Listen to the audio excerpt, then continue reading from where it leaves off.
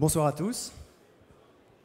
Je vais juste prendre 3 petites minutes en début de conférence pour vous présenter l'Electrolab de Nanterre, pour ceux qui ne connaissent pas. Donc l'Electrolab, c'est un hackerspace qu'on construit depuis 3 ans maintenant dans la région de Nanterre. L'idée là-bas, c'est de pouvoir faire non seulement du soft, mais également du hard, que ce soit de l'électronique, de la mécanique ou de la physique. Alors, dans beaucoup d'endroits, les gens pensent que pour avoir un bon Fab Lab ou un bon hackerspace, il suffit de 4 murs, un plafond et puis de mettre une imprimante 3D. On n'est pas vraiment d'accord avec ce concept et donc on a essayé de pousser un peu plus loin l'idée du hackerspace.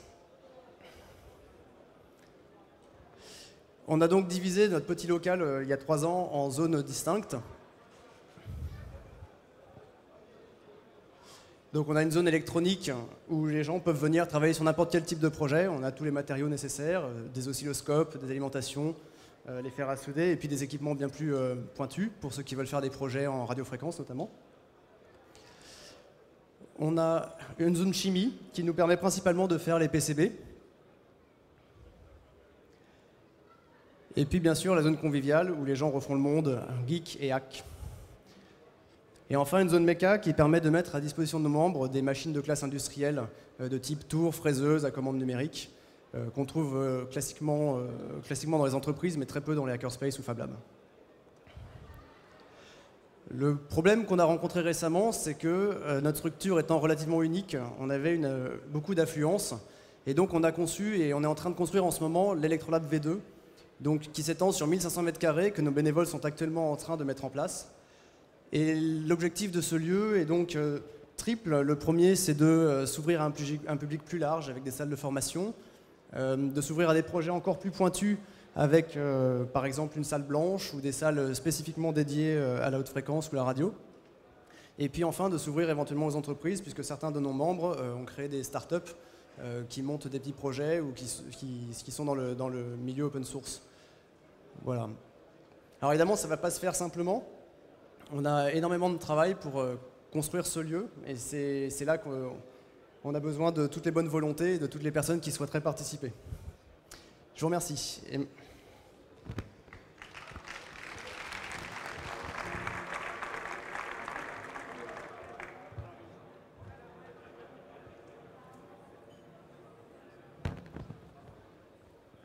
Donc Jean-Baptiste est membre de l'Electrolab et nous présente ce soir un projet qu'il a monté.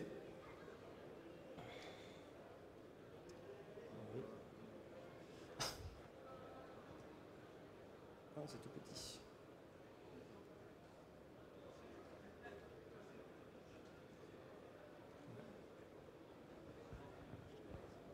Voilà. Donc je vais vous présenter le projet que j'ai monté depuis maintenant 2-3 mois, puisque je suis apiculteur depuis 3 mois. Je suis de formation vétérinaire. Donc ce que je voulais témoigner un petit peu ce soir, c'est qu'il n'y a pas besoin d'être super pointu pour faire des choses et s'amuser. Et c'est un petit peu ce que tente de mettre en place aussi l'Electrolab, c'est-à-dire de s'ouvrir à tout le monde. Cet après-midi, il y a eu notamment des ateliers avec les enfants pour faire un peu de soudure et leur apprendre les rudiments. Donc là, ce que j'ai fait, c'est comment utiliser un objet du quotidien, une balance, un pèse-personne, pour pouvoir en tirer autre chose et faire ce qu'on appelle de la télérelève. Alors, c'était dans le cadre de l'apiculture, donc j'ai fait ça. Au début, il y a eu plusieurs phases dans la mise en place de ce projet. La première phase, c'était d'arriver à lire ce que la balance mesurait. Donc c'était la lecture du signal qui vient alimenter le LCD. Donc ça a été fait. Ensuite, il fallait transmettre cette information-là. Il y avait plusieurs possibilités.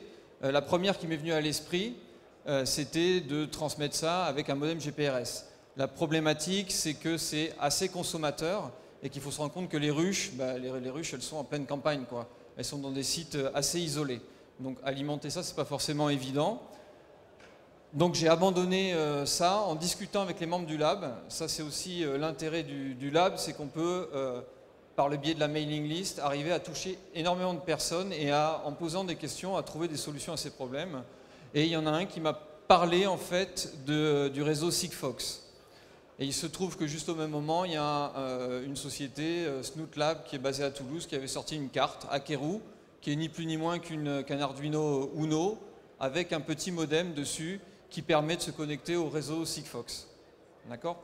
Donc je suis parti en fait de cette base-là pour transmettre l'information. Alors je vous ai dit que l'intérêt c'était d'économiser, de ne pas trop consommer. Il se trouve que dans la version 4, il faudra quand même qu'on retravaille un petit peu cette consommation parce que la carte, c'est une carte bêta, elle est intéressante pour transmettre de l'information, mais elle consomme encore un petit peu beaucoup, notamment au repos. Alors, pourquoi est-ce que j'ai choisi de partir dans cette direction-là? C'est parce que c'est très très simple de partir à partir d'un pèse-personne lambda, ça coûte pas cher, ça coûte 15 €. Ils ont déjà une précision et une amplitude qui correspond à mes besoins. La ruche, on va dire, ça part de 35-40 kg, et puis après, si on vient rajouter des hausses et qu'elle stocke du miel, on peut arriver à 110-120 kg. Donc on est pile poil dans l'amplitude qui va bien. Bon, celle que j'ai choisie, elle était assez robuste, il y a un plateau en verre, ça craint pas trop l'eau, et elle est pas chère. La précision 100 grammes, ça suffit amplement. Une ruche, enfin on le verra tout à l'heure sur 2-3 images, une ruche ça peut produire jusqu'à, en pleine production, une bonne ruche ça peut faire 3-4 kg de récolte dans la journée. Donc moi si j'ai 100 grammes, ça me suffit amplement pour faire mes mesures. Ensuite je l'ai testé, j'ai choisi un petit peu celle-ci pour d'autres raisons.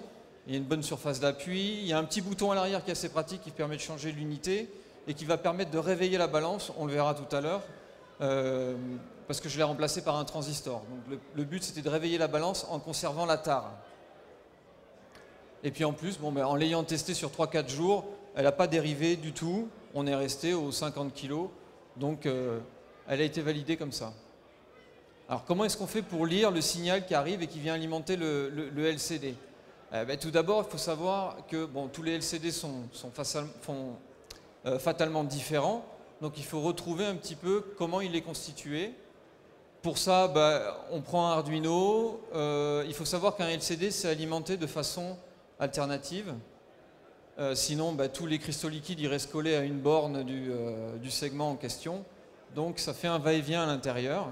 Et on va reproduire ce va-et-vient, donc on fait un petit courant alternatif en alimentant des pins, en les inversant au niveau de l'Arduino Uno. Et on vient alimenter et on teste comme ça toutes les pins qu'il y a sur le côté du LCD. Ce qui permet quoi? Ça permet de reconstituer derrière la matrice complète du LCD en question et de savoir quand est-ce qu'un segment il est allumé en fonction des pins qui sont alimentés. Donc ça fonctionne de façon matricielle, donc on a 4, ils appellent ça des backplanes, qui sont plus horizontaux, et après sur chaque digit on a une série de 3 pins qui vient compléter le circuit. Donc il y a 10 pins en tout sur le côté, ils sont assez accessibles, 10 pins plus 4 backplanes, ça fait 14 connecteurs sur le côté du LCD. Ils sont assez accessibles et c'est à partir de ça que j'ai travaillé pour hacker la balance. Donc l'intervention, au final, elle est assez limitée. Une fois qu'on a le process, j'en ai refait une autre avec un copain apiculteur. En 2 heures de temps, le système il était opérationnel. Donc on démonte la balance, bien sûr, un petit peu. On va souder une nappe pour aller se brancher sur tous les pins. On a fait en sorte de limiter le nombre de pins qu'on allait lire, parce qu'il y a des digits qui ne nous intéressent pas forcément ou des segments qui ne nous intéressent pas. On finit, je crois, avec 3 backplanes intéressants et 9 pins. Donc ça fait quand même du monde sur la carte Arduino-like, on va dire. Et puis après, on vient plugger un petit transistor qui va remplacer l'action du bouton unit, là, qui va servir en fait à réveiller la balance. Et puis on remplace bien sûr la pile par une alimentation directe par l'Arduino. Voilà, il faut savoir que la balance, il faut qu'elle reste alimentée en permanence. Donc on l'alimente sur une sortie 3 volts de l'Arduino. Voilà, parce que si on coupe l'alimentation, elle se détare et on perd tout l'intérêt de la télé-relève, parce que s'il faut prendre sa voiture pour aller ressoulever la ruche, pour retarer la balance et tout, c'est cuit, quoi. Ça sert à rien. En plus, on a rajouté des petits éléments faciles à ajouter et qui sont intéressants. On va le voir tout de suite, enfin on le verra après sur les résultats qu'on obtient. Des sondes Dallas qui permettent de mesurer, alors on prend 2 sondes, on mesure la température intérieure qu'on met au cœur du couvain, en plein milieu de la ruche, et une sonde extérieure qui nous sert de référentiel. Moi je les ai branchés en 2 fils, il suffit de mettre une pull-up sur la partie data. Voilà. Donc en fait les deux pattes externes sont reliées l'une à l'autre directement à la masse. Il y a tout ce que je dis là, si ça en intéresse, pour le réaliser pratiquement parlant, il y a sur le wiki de l'Electrolab, c'est indiqué. Ensuite vient la partie du code. J'ai découvert, moi je suis un petit peu tout jeune, on va dire, dans le monde de l'électronique, parce que j'ai commencé à m'intéresser à Arduino en fin d'année dernière, et j'ai découvert un site web qui est assez intéressant, qui s'appelle CodeBender, pour ceux qui ne connaissent pas, et qui regroupe toutes les librairies Arduino, et qui est capable de communiquer avec la plupart des boards qui existent. Comme la board Akeru, elle est compatible Uno, et ben ça fonctionnait très bien, ça permet de collaborer, de faire du code ensemble, et de développer l'application qui va être utilisée après pour lire la balance. J'ai utilisé plusieurs librairies, donc il y a directement des librairies qui permettent de lire les sondes de température, donc OneWire et Dallas Température, qui sont accessibles. J'ai rajouté une librairie qui m'a été conseillée par les gens de Snootlab qui s'appelle Narcoleptic, qui permet de mettre la carte en veille pour essayer de diminuer la consommation au minimum. Et puis il y a les librairies qui sont fournies par Snootlab directement pour la carte Akeru. Voilà. Après le code, je ne vais pas trop le détailler, je vais le détailler de suite après les principes. Les principes du code, c'est, premièrement, on va définir toutes les variables, on va définir comment sont connectés toutes les pins de la carte par rapport aux pins du LCD. Et on a essayé de travailler pour limiter le nombre de pins dont on a besoin. Et ensuite, on va faire des images très très rapprochées de l'alimentation qui est faite sur les pins. À quel stade ils en sont? Alors on fait ça, on laisse quand même, on réveille la balance, on envoie un petit coup dans le transistor, on réveille la balance, on lui laisse, on dit 3 secondes pour se stabiliser, pour faire la mesure, et après sur le LCD, le poids se stabilise. Donc c'est de l'alternative, donc on va faire plusieurs images comme ça jusqu'à ce qu'elle passe en veille. C'est le passage en veille qui va dire c'est bon, j'ai fini ma mesure, et comme on aura fait les mesures en fait des différents pins, on reconstitue les segments en faisant une moyenne sur la durée, et on sait qu'est-ce qui était allumé entre quand on a un backplane qui est alimenté et une pin qui est alimentée. Voilà. Ensuite de ça, on a donc les segments qui sont allumés, et après on en détermine, comme on connaît la matrice, on détermine quels sont les digits, et donc on mesure directement le poids. Donc les sources sont accessibles à la fois sur l'Electrolab ou sur labigory.fr. On a validé, après j'ai validé le concept, donc je me suis pesé et ça a permis d'afficher le poids dans la console. Donc ça c'était rigolo, la première étape, ça marche, voilà. C'est pas le poids du président de l'association parce qu'il fait la moitié de ça. Ensuite, j'ai branché donc les différentes sondes et on a commencé à faire des courbes. Très pratiquement parlant, j'ai utilisé directement, ils ont un système de dashboard chez Snootlab là, qui est assez sympathique et qui permet de tracer les courbes. Alors la seule problématique, j'en ai parlé un petit peu tout à l'heure, dont je me suis aperçu, c'est que la consommation ça n'a rien à voir avec du GPRS, on peut monter à 2 ampères, on reste en pic à 70 milliampères quand on transmet l'information, et ça dure, je sais pas, ça dure 3 secondes. Le temps de faire les mesures, que la balance se lance, etc., on doit consommer du 20 milliampères, ça dure 30 secondes. Voilà. Le reste du temps, on fait une mesure tous les quarts d'heure, le reste du temps, il faut la mettre en veille. Même en veille, cette carte-là, elle n'est pas faite pour, donc l'étape d'après, ce sera de trouver un moyen d'utiliser directement le modem qui, lui, va en veille faire du microampère plutôt, et pareil pour la T-Méga en microampère, parce que là, on consomme quand même du 9 milliampères, ce qui est beaucoup sur le long terme, pour un site isolé, je le rappelle, qui n'est pas alimenté. Donc on a quand même mis en place ça sur des ruchers, et pour ce faire, on a mis des petits panneaux solaires, et C'est juste embêtant parce qu'on est obligé d'investir un petit peu plus alors qu'avec des piles ça pourrait marcher quoi, tout simplement, vu le niveau de consommation. Alors qu'est-ce que ça apporte ça d'un point de vue pratique sur un rucher? Qu'est-ce qu'on a pu déterminer à partir de ça? Donc on peut suivre, c'est rigolo, sur son téléphone portable, on peut suivre la production du jour. Donc là vous voyez il y avait à peu près 900 grammes de production sur la journée. On voit des choses intéressantes pour ceux qui ne connaissent pas. C'est la température intérieure. La température intérieure, c'est celle qui est tout en haut au milieu, là, elle est en orange. Et vous avez la traduction sur la courbe orange, là, et on voit que c'est quand même vachement stable. C'est-à-dire qu'à partir d'un animal qui n'est pas capable de gérer sa propre température, on peut faire, en les rapprochant tous les uns avec les autres, la colonie elle-même va gérer sa température. Et il fera au niveau du couvain, il fera 35 degrés, qu'il fasse 25 degrés en fin d'après-midi ou 12 degrés dans la nuit, ou en hiver il fait moins 10 degrés dehors, dans le couvain il fait 35 degrés. Donc elles gèrent parfaitement leur température, c'est ce qu'on appelle un méta-individu, c'est la colonie qui fait individu.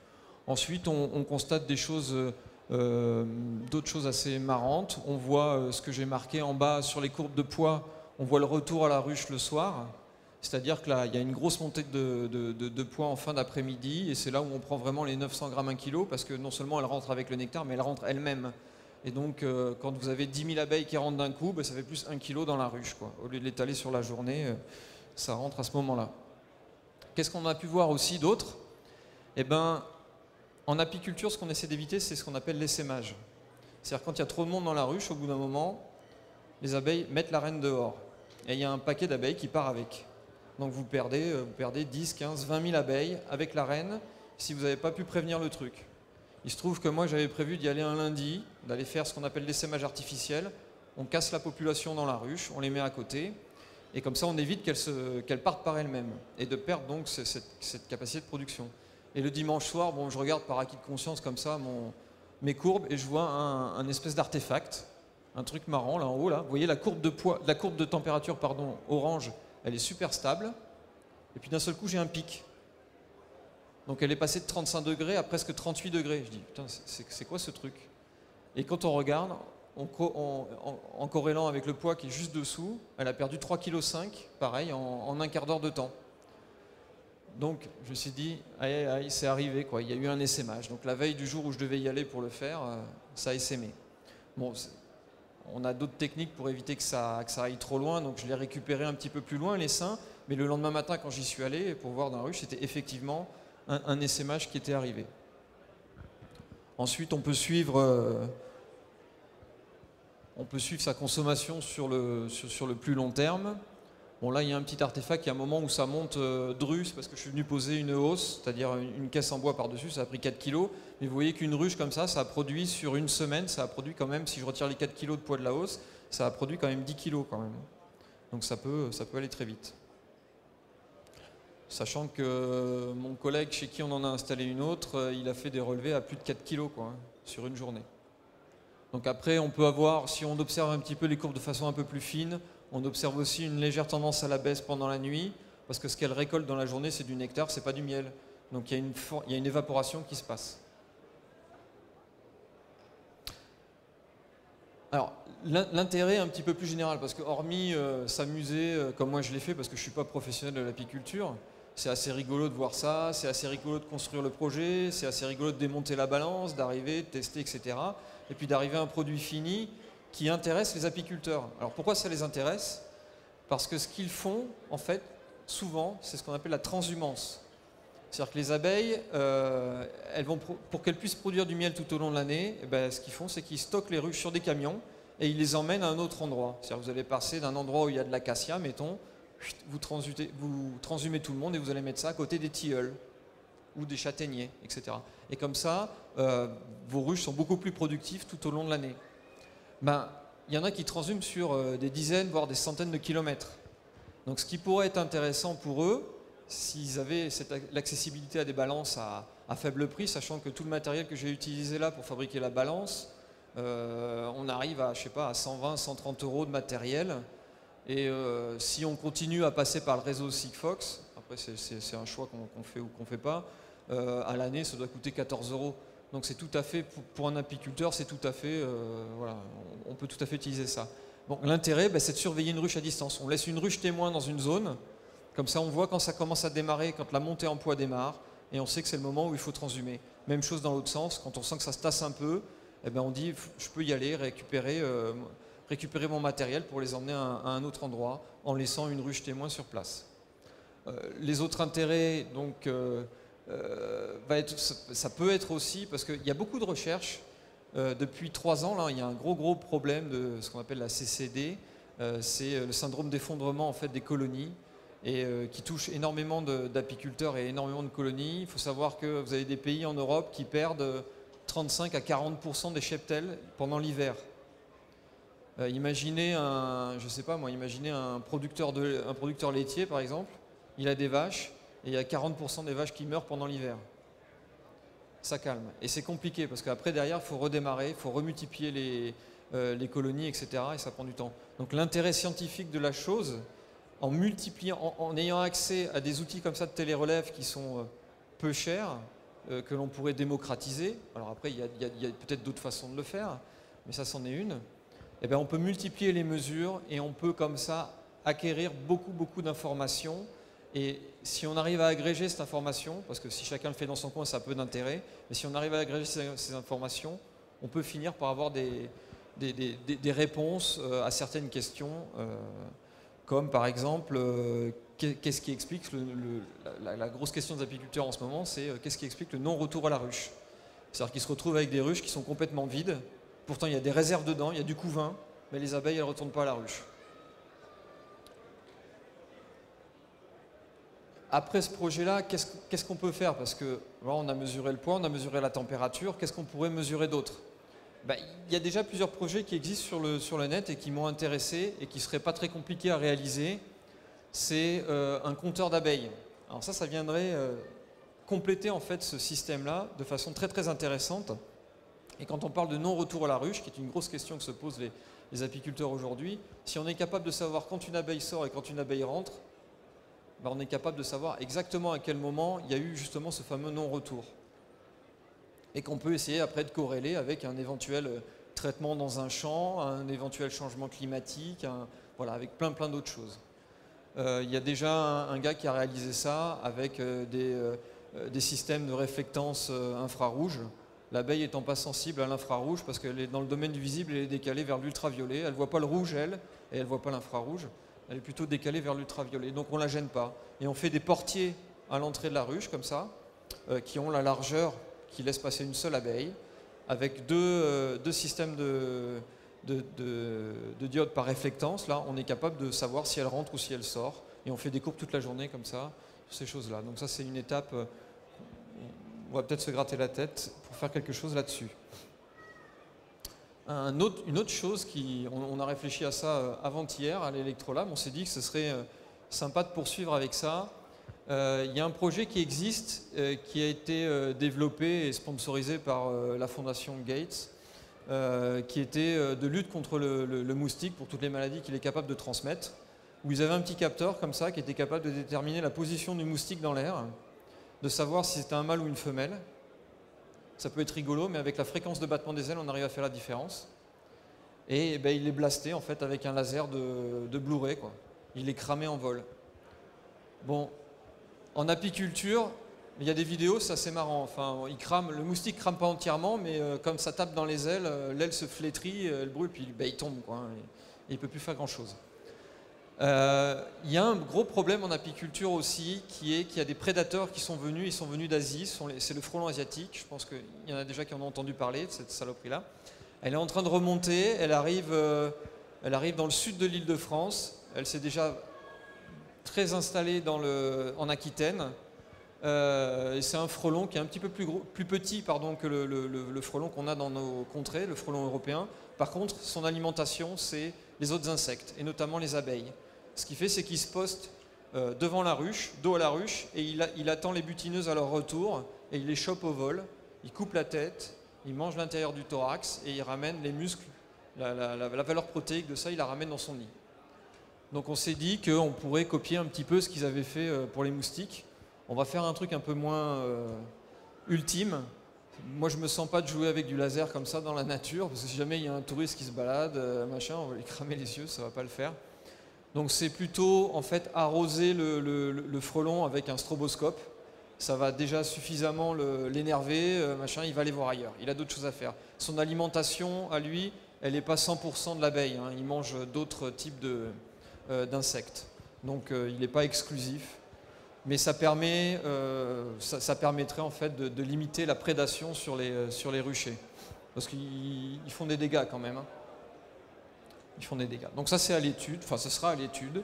Et ça va nous amuser, je pense, ça peut être sympathique. Sinon, il y a d'autres choses qui sont très très intéressantes aussi, qui ne sont pas très compliquées à réaliser, je pense, notamment avec d'autres collègues du lab qui s'y connaissent en analyse de fréquences, audio, etc. C'est interpréter les bruits de la ruche. Les bruits de la ruche, ça dit plein de choses. Il n'y a qu'à surfer un petit peu sur le net déjà pour entendre ne serait-ce que le bruit d'une reine qui vient d'éclore, qui vient de naître et qui se balade dans la ruche. C'est étonnant, franchement. Après, ce qu'on peut mesurer, c'est les bruissements d'ailes à l'intérieur de la ruche. Et une jeune abeille, ou une butineuse, une abeille plus vieille, n'ont pas la même fréquence. Donc rien qu'en écoutant la ruche, on serait capable presque de refaire la courbe de population à l'intérieur, enfin la pyramide des âges de la ruche. Il y a des choses comme ça. Après, il y a plein de bruits qui se passent en prévention d'essaimage. Et ils ont découvert récemment, mais ça j'attends beaucoup, c'est un truc qui est sorti la semaine dernière. Il y en a en Angleterre qui auraient découvert des mots. Elles font des cliquetis qui ne sont pas audibles à l'oreille. Et ces cliquetis-là représenteraient des mots. Ils ont découvert qu'il y avait 5 mots différents qui permettaient d'échanger. Et là, on parle d'échange quasiment d'abeille à abeille, quoi. C'est-à-dire qu'en plus des fameuses danses qu'elles font pour indiquer la localisation où il faut les butiner, elles seraient capables d'échanger jusqu'à 5 mots différents. Donc ils sont au préambule, ils ont trouvé qu'il y avait 5 mots, 5 motifs qui reviennent. Ils ne savent pas encore ce que ça veut dire, mais ça pourrait être sympa à terme. En fait, pour des valeurs qui sont vraiment réduites, avec un Arduino, un micro, un peu d'analyse, etc., être capable de sortir des informations préventives et qui permettent d'anticiper les fameux essaimages ou d'autres problèmes, hein, ou d'avoir des analyses plus profondes, plus scientifiques sur les problématiques de maladies ou de non-retour à la ruche. Voilà, c'est un petit peu ce que j'avais à vous dire ce soir, c'est qu'on peut s'amuser en fait et faire des choses sans forcément être, je sais pas, développeur, ingénieur informaticien, électronicien ou autre. Si on s'y intéresse, si on s'insère dans une structure, dans une association et qu'on discute avec les gens, on peut apprendre plein de choses. Et après, on peut partager en fait ces motivations. Pour moi, c'était l'apiculture et arriver à faire des choses qui, concrètement parlant, peuvent servir et peuvent intéresser les collègues. Voilà, merci.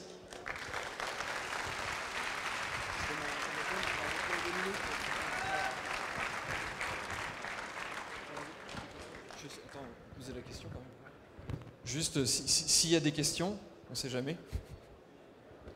Ah, il y en a. Il y en a. Ouais, moi je t'avoue que j'y connais pas grand chose en abeilles, mais je me demandais si ce que tu as ressenti par rapport donc, à la carte électronique, est-ce qu'elles ont été stressées par exemple, tu vois, de vivre à côté des ondes. C'est une question con, mais peut-être Non, que... c'est pas une question con. Comment est-ce que je suis arrivé à la conclusion d'utiliser Sigfox?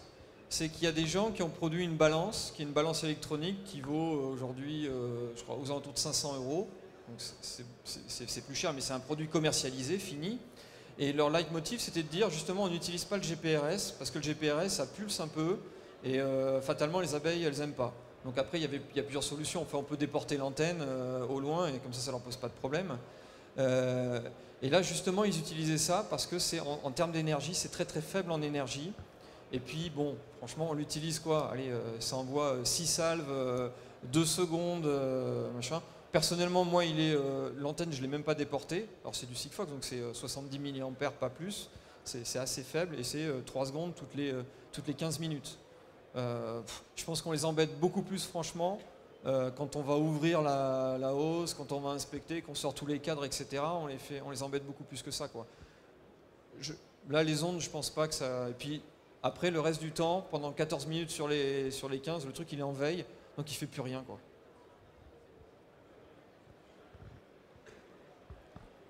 Bonjour. Bonjour.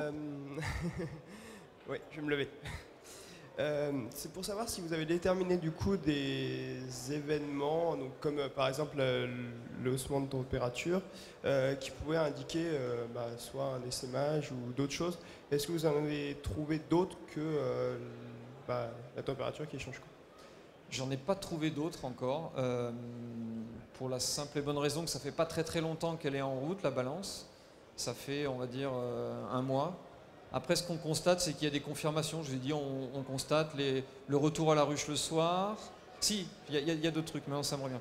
On constate le retour à la ruche le soir, on constate l'évaporation pendant la nuit. Et après, ce qu'on a constaté avec mon collègue, c'est qu'il y a des départs de mielés qui sont différés dans la journée. Et on a corrélé avec la température extérieure. Au moment où on a fait les premières journées avec les mesures, il y avait un champ de févrole en face. Un févrole, c'est un espèce de pois voilà. Et donc les abeilles allaient butiner sur ce champ-là. Et on s'est aperçu que la mielée ne commençait que quand la température extérieure dépassait les 22 degrés. Sinon, ça ne démarrait pas. Donc on avait un début de mielée qui était différent dans la journée, qui pouvait commencer à midi, à 14h ou à 16h, et qui démarrait uniquement quand ça avait dépassé les 22. Donc je pense qu'il y a plein de trucs en fait à voir après. Là, c'est les deux choses. Et l'exemple que j'ai montré tout à l'heure sur l'essaimage, c'est juste génial parce que j'avais pas vraiment envie qu'elles essaiment, mais je l'ai vu en direct, c'est assez sympa. Tu as parlé de problématiques au niveau de besoins en disponibilité sur les balances, notamment besoins électriques. Est-ce que tu as mis des choses en place au niveau redondance électrique avec de différents panneaux solaires? Rien du tout. Non, c'est vraiment du simple, du pragmatique, voilà, je lis sur ma balance en direct et je ne suis pas un technicien, donc ça fonctionne. On l'a testé, maintenant ça fait quand même 1 mois et demi qu'elle tourne. Voilà, le seul truc que j'ai fait, c'est essayer d'isoler un petit peu de l'humidité et des choses comme ça, quoi. Oui, bonjour. Déjà, je trouve que votre application est pas mal, vraiment géniale. Je trouve que maîtriser le projet technique comme ça, c'est génial, que ce soit au niveau du hardware ou du logiciel. Et ma question, en fait, c'est simplement, est-ce que vous avez regardé le prix de la balance, qui est quand même de 15 €? Est-ce que si vous achetez le matériel séparément, un en Chine, ça, est-ce que ça revenait moins cher? Ou pourquoi la balance spécialement? Est-ce que c'était l'envie de transformer quelque chose en... Il y avait un petit peu de tout ça en fait. Oui. Il y avait un peu de fainéantise. J'ai cherché un petit peu les jauges de contraintes, etc. Après, ça a amené d'autres problématiques. Les jauges de contraintes, j'en ai trouvé, mais il faut équilibrer sur la balance. Le fait d'en avoir 4, c'est assez simple, parce que comme ça, quand on pose la ruche dessus, c'est stable. Acheter 4 jauges de contraintes, j'ai regardé, ça revenait plus cher que la balance de ce que j'ai trouvé. Et puis après, il faut analyser ce qu'elles sortent. Et puis il faut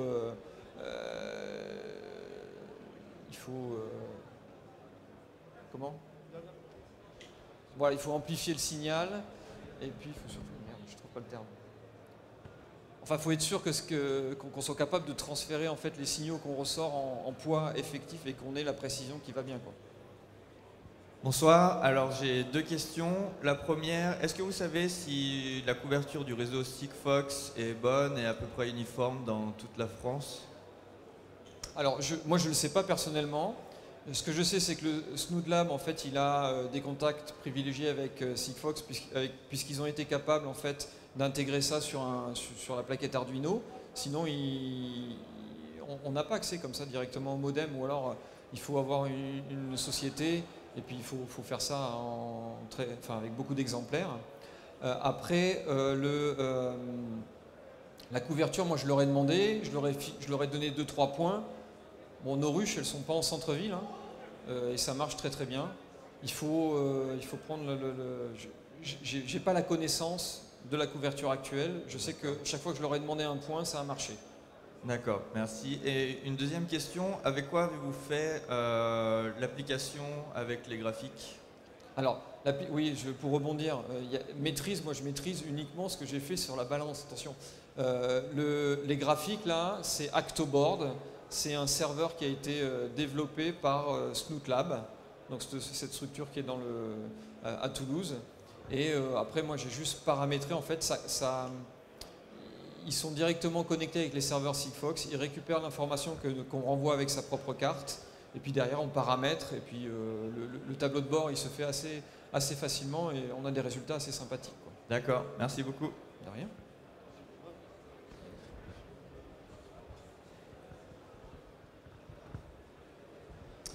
Bonjour. Merci pour cette présentation qui était très intéressante et originale. Je voulais savoir s'il y avait déjà eu des tentatives pour détecter directement, puisque vous cherchez la cause de la mort des abeilles, de détection d'agents toxiques par exemple. Alors, ce qu'ils ont fait là ces derniers temps, c'est qu'il y a eu un grand programme européen qui s'appelle Epilobby, où ils ont envoyé des gens partout dans des ruchers tirés au hasard. Donc c'était une étude randomisée sur toute l'Europe, et ils ont fait des prélèvements. Alors, il y a eu des critiques dans le monde de l'apiculture parce qu'ils ont étudié surtout tous les phénomènes de pathologie, donc les bactéries, les champignons, les parasites, des choses comme ça. Et ils n'ont pas fait de prélèvement pour étudier l'impact des pesticides. Il faut savoir qu'on a un gros problème par rapport aux pesticides, c'est que ce n'est pas un poison qui marche, il peut marcher un peu comme une hormone de temps en temps. Et donc on va avoir ce qu'on appelle des effets paradoxaux avec des doses très très très faibles.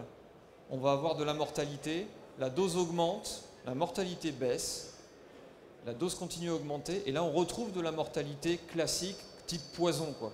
Si je mange beaucoup de poison, je suis plus malade ou carrément je meurs.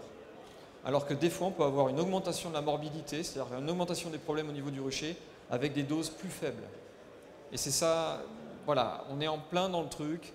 Il lance de plus en plus d'études parce que ça a un vrai impact. Et ce dont on a parlé là ce soir, c'est Apis mellifera, c'est l'abeille de production du miel. C'est juste la partie émergée de l'iceberg. Parce que la vraie problématique, ce sont tous les pollinisateurs sauvages. C'est ça qu'il faut garder en tête. On en parle beaucoup avec l'abeille mellifère parce qu'il y a un impact économique, on va dire. Mais le vrai problème, c'est toute la population d'insectes sauvages qui souffrent de ça. Et ce n'est pas seulement des pesticides, c'est aussi de l'évolution de l'agriculture il y a des champs à perte de vue où il y a la même espèce dessus, du blé à perte de vue, ou du colza à perte de vue. Alors du colza c'est génial, ça fait plein de nectar, mais par contre ça en fait pendant 15 jours, 3 semaines. Et après, il faut voir le champ comme étant un désert pour tous les insectes. Oui, bonsoir. Bonsoir. Je voulais savoir si vous aviez en projet d'intégrer également un pluviomètre. Ça pourrait se faire. Moi perso, j'ai pas le projet, mais des gens s'est aperçu d'un truc, c'est que la ruche elle-même fait pluviomètre. Parce que quand ça tombe, pouf, il y a le poids qui monte et on prend 300-400 grammes et on le voit. Et en même temps, on a la température extérieure qui chute quand il se met à pleuvoir. Donc on pouvait le déterminer comme ça, mais l'intérêt c'est ça, c'est de ne pas confondre une mielée et une pluie. Et par exemple, sur l'acacia, s'il pleut, c'est bon, vous pouvez aller rechercher vos ruches, quoi. C'est plus la peine. Ouais, c'est vrai. Voilà, c'est tout. Bonne soirée. Je corrobore. Un connaisseur. Je vais parler au nom des geeks. Vous n'avez pas prévu de goodies de miel, non? De comment? Pardon. Vous n'avez pas prévu de goodies de miel? Non, désolé. J'ai pas encore produit, on n'a pas encore récolté là. Elles y sont pas suffisamment depuis longtemps.